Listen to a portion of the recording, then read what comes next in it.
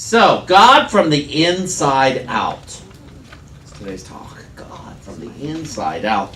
Because I think that, you tell me if I'm right or wrong here, I think a lot of us are looking for God on the outside to somehow maybe penetrate the inside. And I'm pretty sure it's not working that way. Am I right? Am I right? Are you at peace when you do that? And I think a lot of us really are putting God off till later in our minds. I did, let's get the election over, and then maybe I'll think about God, and then I'll find out if there is a God. In either direction. We're not talking conservative liberal here. We're talking, because I have just as many nasty liberal friends as I do conservative, and I've seen their posts on Facebook. Neither one's pleasant. Neither one's very nice, and I can't find God in these things. At least not the God of love. I find the God of confusion and the God of the world. I want the world to be this rather than me to be this, and that's the thing. What am I hoping to attain in any decision I make, in any word I speak?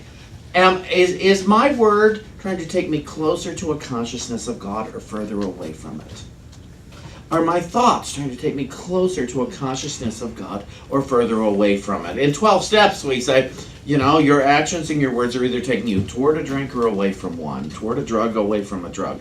And in my spiritual life, in my everyday life, I'm either going toward a consciousness of God or away from one. And which is it? Which do you want? I know where I have to keep choosing and keep choosing and keep choosing. But today I get to ask you this, and you don't have to answer me out loud. You're not here to report to me. Isn't that nice? You really are not here to report to me. You are here because I assume you'd like to find a greater willingness to know God, to know yourself as good, to know yourself as love, and to know your neighbor as good, and to know your neighbor as love. And it's, I know how hard it is because there's so many personalities running around with confusing things. And it's, well, this can't be God. And this can't be God. And this, well, yes, it is. It is God because next week my talk is either it is or it isn't. But for today, it's like, how could God be absent? If I'm saying wherever I am, God is, and all is well, do I mean it? Or as I have asked before, or is that the indication that the service is over? And so to look at that stuff and say, well, I just don't know. But, excuse me a minute, I have things to put on Facebook, and that's, I still have a few more thoughts I have to put out there before I'm going to commit to this God thing. Maybe when I get older, I'll be thinking about God more, but right now I have anger to express, I have disappointment to express, I have opinions to express. But we're seeking first the kingdom. Does anybody want to do that, first of all? Would you like to be willing to seek first the kingdom today? Yes. Thank goodness. Thank goodness. That makes my job so much easier. I'm not asking you if you're already willing. I'm asking you if you would like to be willing. And some of you perhaps are. And maybe some of you aren't. But we're here talking in a collective consciousness. And so to ask myself, if I wanted to be willing, where would I start? Where would I start? Because we don't have to start at it already being done. We find one place. We find one spot in our life where we feel, maybe I'm falling short of the ideal in this area. Would I be willing to shift, even if it were uncomfortable? Even if it were find one spot that it's like, if it's gossip about your neighbor, could I maybe hold off on that gossip? Could I maybe hold off on that today and see if I feel closer to the God of my being? Because you see, that gossip starts on the inside. It doesn't start on the outside, and it doesn't start with your neighbor. It starts with your thought about your neighbor. It starts with your thought about this. I was talking to somebody this week, and we were chatting, and I was saying, well, that's based on what you think about it. And they said, well, yeah, but they're doing this. I said, yeah, but you're affected this way because of what you think about it. There can be no other way. Everything in my experience is based on what I think about it. And, well, yeah, but our experience of the hurricane this weekend is based on what we think about it. Well, yeah, but people got hurt and people died. Yes, I know. And your experience of it is based on what you think about it. There is no rule on what you should think about it. I was shocked. I was in a show yesterday in the city, and one of my castmates, when I brought up the storm, and he said, "What storm?" He said, "I don't have television, and I haven't been online in a few days." He had no idea that there was this gigantic storm here. And so he had no thoughts about it. He wasn't running around telling himself what he should think about it. You know, and if I have an ache or a pain, my experience of that ache or pain is based on what I'm telling myself to think about it. Do you agree or do you disagree? Agree. Oh, good. Okay, well, good. That's nice. That's half the battle. Half the battle. Now, the other part is, would I be willing to tell myself something else about it? Would I consider having a new thought, waking up to a very different thought? Like we said with Reyes, so would you consider becoming grateful every time you get to serve? Would you become grateful every time anything happens? Just because you don't know what it is. What if there's good here in this, whatever this is, and you don't get to see it because you're mad, because you're busy telling yourself this is not good, this is bad, and it just shuts it right down. Now I'm gonna read something. Read a couple of things. I'm going to start in the book of John 14.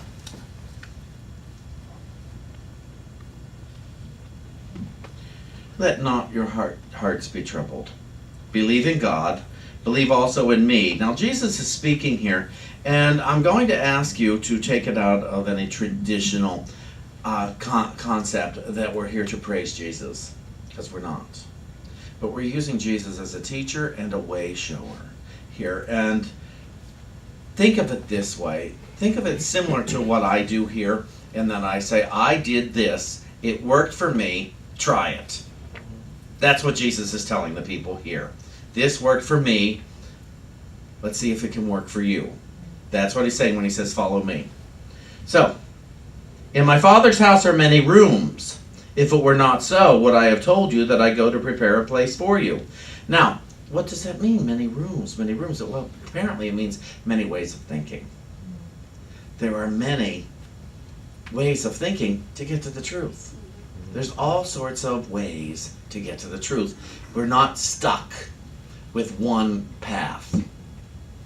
We are stuck with one God, but only one path.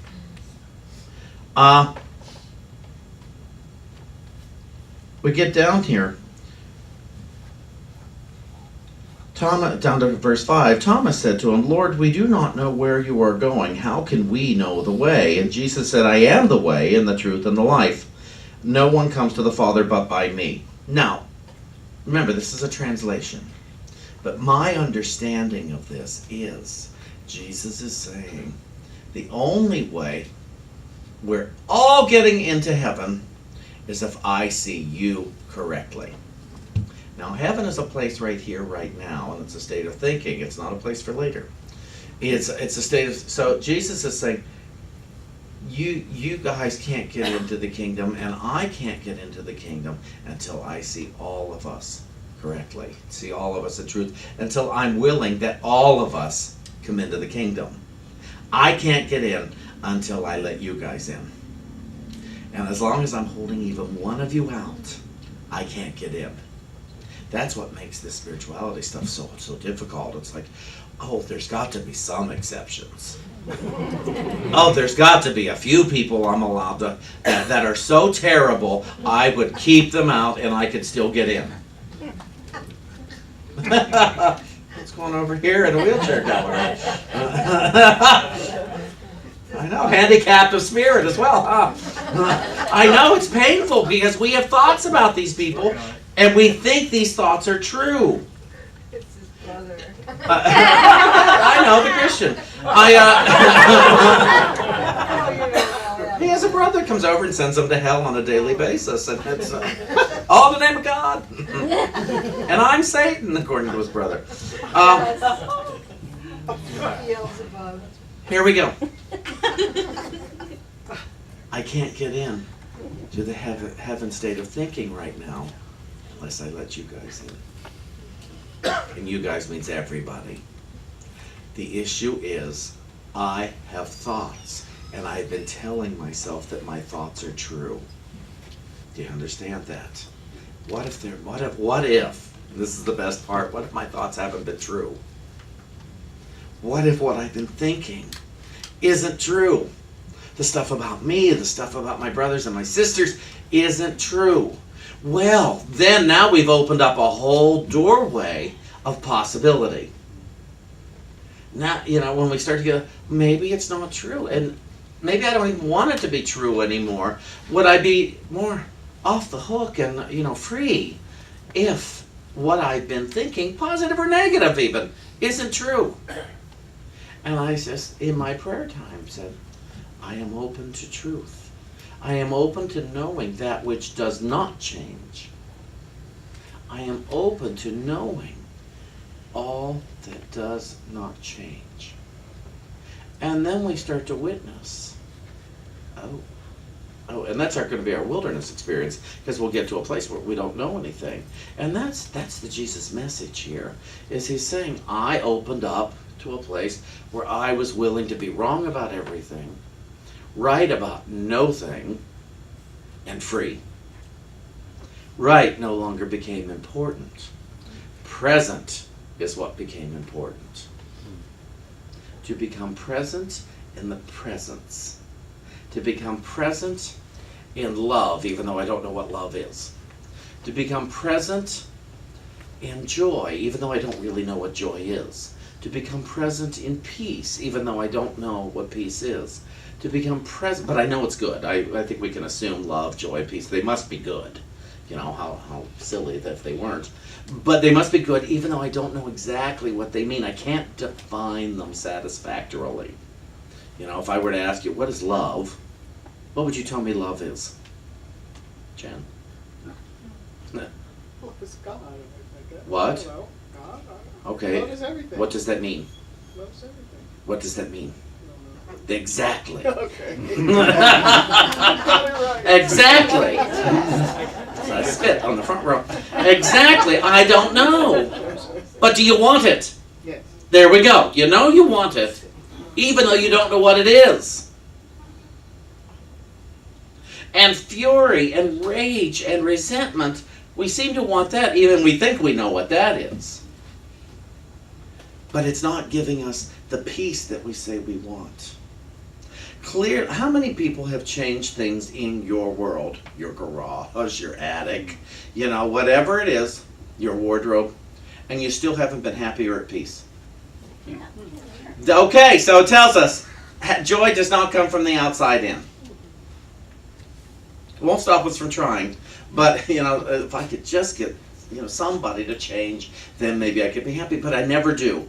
No matter how many people I get to shift or whatever, I'm still not happy. It tells me it's an inside job. God from the inside out. G-O-D, from the inside out. And every time I have shifted in my prayer life, every time I have discovered, oh, I was wrong about that. Every time I've had a new thought about the world, about my money, about my body, about life and death, I'm freer. When I say a new thought, really what I'm kind of talking about is a no thought. Every time I seem to have a no thought, like, I don't care what it means. I'm not worried about what it means. Well, then I'm free, aren't I? If I don't have to define you guys, then you don't need to behave a certain way to make me happy. So you're off the hook. You are off the hook if I'm not defining you.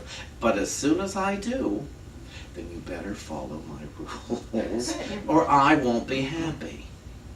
And I'm never unhappy alone, and it's nuts.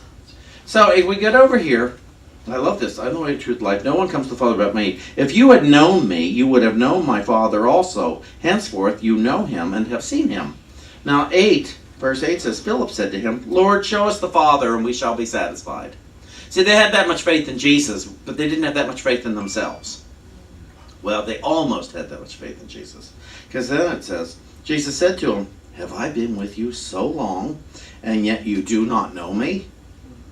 He who has seen me has seen the Father. How can you say, show us the Father? Do you not believe that I am in the Father, and the Father in me? The words that I say to you, I do not speak on my own authority, but the Father who dwells in me does his works. Believe me that I am in the Father, and the Father in me, or else believe me for the sake of the works themselves. So you see, even his disciples still saw the human part of him and could not believe in the spirit part of him. They saw him working every day to be freer and freer, to be free of judgment, to be in the Spirit, to be present. They saw what they called miracles. But those miracles to someone who has released doubt is just an everyday event. Healings are just normal. Because if sickness is not a reality, then what? Healing is just the awakened state. It's the awakening to my natural state. That's really what a healing is. Because if sickness is not a part of reality, meaning the part that does not change, then health is the normal state. And therefore, to someone who has released doubt, there's no such thing as sickness, so they don't have to worry about it. They don't have to, how am I going to overcome this? There's no thought to overcoming. That would be resistance. That would be a belief in it, in the problem. And instead, they see only the love that, to those who have lifted their consciousness up to be free of the doubt. Would anyone here like to be free of doubt? Yes. Anybody? Yes. Yes. Yeah, you'd think so, wouldn't you? You will have, some of you will have to do a radical shift in your conversations if you want to be free of doubt. And let me tell you something, those conversations aren't nearly as entertaining as the ones of doubt. So I looked up John 14 here, and the Holy Spirit's interpretation of the New Testament, and it really simplifies this. And it says, one will is one will without an element of separateness. I am within my Father, and my Father is within me, means there is no difference between us, and no part of us that is not the same. I am the way and the truth and the life, means all reality is within me, and I am in all reality. What I am, you are also. I am within the Father, and the Father is within me. I am within you, and you are within me. You are within the Father, and the Father is within you. There is no difference among us. We are complete and the same. Reality is within us, and we are reality. Now I want to change a word and reread this. Let's substitute the word Father, because some of us have an issue with that. And we can't see past the human personality of it. One will is one will without an element of separateness. I am within truth. And truth is within me. Means there is no difference between us and no part of us that is not the same. I am the way and the truth and the life, means all reality is within me, and I am in all reality. So I am within the truth, and the truth is within me. I am within you, you are within me, you are within the truth, and the truth is within you. There is no difference. So if we begin to look at it that way, we can put the personalities aside and start to see how about how we're the same rather than how we're different. There's no being favoring one and not another. There is just, I am within truth at this state of my consciousness. But it doesn't take me any further away from truth or spirit or love. It just means this is where I'm experiencing it at this point in my consciousness. You are experiencing it at this way in your at your point of consciousness, there is not one, excuse me, that is good and one that is bad. There isn't even one that is advanced and one that is not. It's just where we happen to be at this moment. There is no cause for judgment about it. Because judgment is resistance to it. Judgment is what makes me think I'm separate from it. And here's the best part, and this is the part why I love these teachings. Just because I think I'm separate from it doesn't mean I am. Just because I think you and I are different doesn't mean we are. Just because I think you and I are different doesn't mean we are. Just because I think you and I are different doesn't mean we are. Just because I think I'm in this place and you're in that place doesn't mean we're not in the same place. We're just in a different appearance. This is fantastic. This is the good news. And this is finding it out from the inside out. And we have this body to carry us through these experiences in order to have our awakening. To have your awakening, I suggest you begin to desire an awakening. And you don't even have to work hard to have it. Just stop criticizing. Just stop hating yourself. Stop hating your neighbor. And interrupt the thoughts that separate us. Interrupt the words that separate us in our mind. And admit, wait a minute, we're not separate. We're just not. I thought we were. I was wrong. Fine. And then go within and say, okay, God is within me. And I'll let it come through and show on the without. That's what I have to say today. Thank you.